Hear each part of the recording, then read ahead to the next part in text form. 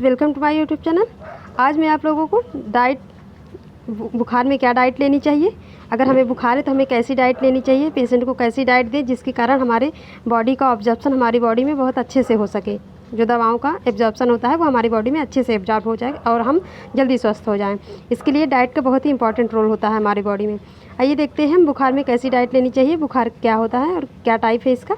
तो बुखार मुख्यतः सूक्ष्म जीव और रोगाणुओं और परजीवी के संक्रमण के कारण होता है। ये किसके कारण होता है? हमारी बॉडी में जो रोगाणु जाते हैं, एंट्री कर जाते हैं, जिसके कारण वो हमें संक्रमण उत्पन्न कर देते हैं हमारी बॉडी में। और ये क्या करते हैं, धीरे धीरे हमारी बॉडी के हिस्से पे ये क्या करते हैं, अटैक कर देते हैं और हमारी बॉडी को रोगग्रस्त कर देते हैं। ये कितने तरीके का होता है? तो फीवर 2 तरीके का होता है। तीव्र ज्वर, जिसे हम बहुत तेज़ बुखार कहेंगे। ये जो तीव्र ज्वर होता है ये बहुत शॉर्ट टाइम के लिए होता है, ये बहुत कम टाइम में होता है और ये बहुत ही तेज़ होता है। इसमें क्या होता है, बॉडी टेम्परेचर 104 से 105 सेल्सियस डिग्री तक पहुंच जाता है। ये बहुत तेज़ होता है, इसके कारण 104 से 105 सेल्सियस डिग्री तक इसका टेम्परेचर देखने को मिलता है। फॉर एग्जांपल हम सर्दी जुकाम में देखते हैं कि जो बुखार आता है उसका टेम्परेचर बहुत ही हाई होता है और ये बहुत शॉर्ट टाइम के लिए होता है। चिकन पॉक्स में भी बुखार देखने को मिलता है, ये भी बहुत तीव्र होता है और बहुत शॉर्ट टाइम के लिए होता है।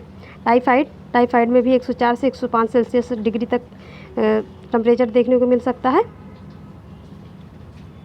क्रोनिक फीवर जो बहुत ही लॉन्ग टाइम के लिए होता है, बहुत धीरे धीरे हमारे बॉडी में बना रहता है लगातार, और ये इसकी तीव्रता बहुत ही कम होती है। फॉर एग्जांपल टीबी में आपने देखा होगा, ट्यूबरक्लोसिस के जो पेशेंट होते हैं उनको अक्सर बुखार देखने को मिलता है और लगभग लॉन्ग पीरियड तक, जब तक हमारे बॉडी में ट्यूबरक्लोसिस रहता है की दिक्कत रहती है, तब तक हमारे बॉडी में बुखार देखने को मिलता है।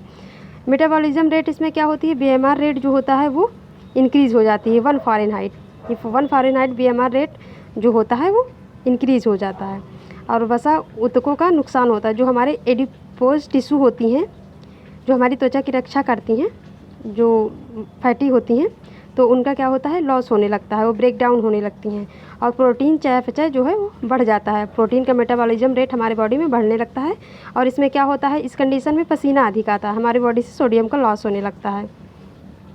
न्यूट्रिशन रिक्वायरमेंट ड्यूरिंग फीवर के दौरान हमें कैसे डाइट लेनी चाहिए जिससे कि हमारे बॉडी में दवाओं का इफ़ेक्ट अच्छे से पड़ सके।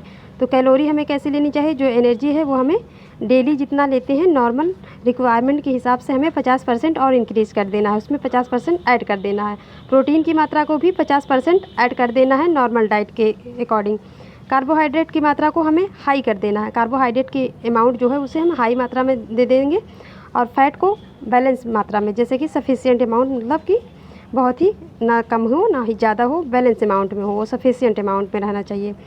और मिनरल्स में सोडियम पोटेशियम हम क्यों देते हैं, क्योंकि हमारे बॉडी से पसीने का लॉस हुआ है और हमारा सोडियम लॉस हुआ है, इसके कारण हम सोडियम देंगे। आप देखते होंगे जब किसी को डायरिया हो जाता है तो क्या होता है, उसके बॉडी से हमें जो है वाटर लॉस होता है, जिसके कारण उसे ग्लूकोज वगैरह दिया जाता है, जिससे उसके बॉडी का टेम्परेचर मेंटेन हो सके और जो वाटर बैलेंस है वो भी मेंटेन हो सके। इसके लिए क्या करते हैं, सोडियम की मात्रा को इंक्रीज़ कर देते हैं। वाटर कितना देना चाहिए, वाटर देना चाहिए 2.5 से 5 लीटर तक। और इसमें फाइबर कम देना चाहिए। फाइबर युक्त आहार जैसे कि गाजर, खीरा जैसे फ्रूट्स हो गए कुछ, और जैसे राजमा है, इन सब में क्या होता है, फाइबर की मात्रा हाई अमाउंट में पाया जाता है और इसे हमें कम देना चाहिए।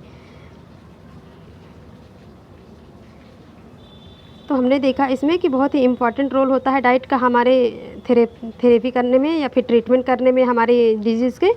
तो अगर हमारे किसी भी डिजीज़ की दवा चल रही है तो उस दौरान हम अपने डाइट प्लान को अच्छे से मेंटेन करके रखते हैं तो दवाएं हमारे बॉडी में अच्छे से एब्जॉर्ब होती है और हम जल्दी स्वस्थ हो जाते हैं। तो डाइट का हमारे लाइफ में बहुत ही इंपॉर्टेंट रोल होता है। ये डिजीज़ में बहुत ही इंपॉर्टेंट रोल प्ले करती हैं। जो डाइटिशियन के द्वारा जो सजेस्ट किए जाते हैं डाइट प्लान, उसे हमें फॉलो करना चाहिए, जिसके कारण क्या होता है, हमारी बॉडी में जल्दी से सुधार हो जाता है। यदि हमें बुखार है और हम उस दौरान मिर्च मसाले और क्या बोलते हैं वो नूडल्स हम यूज़ करते हैं तो क्या होता है, हमारी बॉडी में निगेटिव इफ़ेक्ट पड़ेगा, इसका निगेटिव इफ़ेक्ट पड़ता है। उसकी जगह अगर हम दलिया, फ्रूट्स, वेजिटेबल जूस ये सब हम लेते हैं तो हमारी बॉडी पे क्या होगा, पॉजिटिव इफ़ेक्ट पड़ेगा। इससे हमारे बॉडी में दवाओं का अच्छा सा इफ़ेक्ट पड़ेगा और हमारी बॉडी जल्दी स्वस्थ हो जाएगी और डिजीज़ दूर हो जाएगी। तो थेरेप्यूटिक डाइट का हमारी बॉडी में बहुत ही इंपॉर्टेंट रोल होता है ड्यूरिंग द डिजीज़ को ट्रीट करने के लिए हम डाइट को अच्छे से फॉलो करते हैं। कुछ डिजीज़ ऐसी होती हैं जिसे हम डाइट के थ्रू ही ठीक कर सकते हैं, जैसे मोटापा, ये एक तरह का डिजीज़ नहीं है, बट ये फैट का हाई अमाउंट हो जाता है बॉडी में, चर्बी अधिक हो जाती है, जिसके कारण हमारी टिश्यू जो वो क्या होती है, फूल जाती है। इसमें हम क्या करेंगे, अपने डाइट को मेंटेन कर लेते हैं, जैसे कि हम फ्रूट्स, वेजिटेबल्स या रेसे युक्त आहार लेते हैं, फैटी चीज़ों को कम कर देते हैं, तो क्या होती है, हमारी बॉडी बैलेंस हो जाती है और मेंटेन हो जाती है। तो ये क्या हो गया, डाइट के थ्रू ठीक कर सकते हैं। तो बहुत सी सारी ऐसी डिजीज़ है जिसे हम बिना दवाओं के डाइट के थ्रू ही ठीक कर सकते हैं। वीडियो में हम डिस्कस करेंगे इसके MCQ के बारे में। Thank you for watching my video.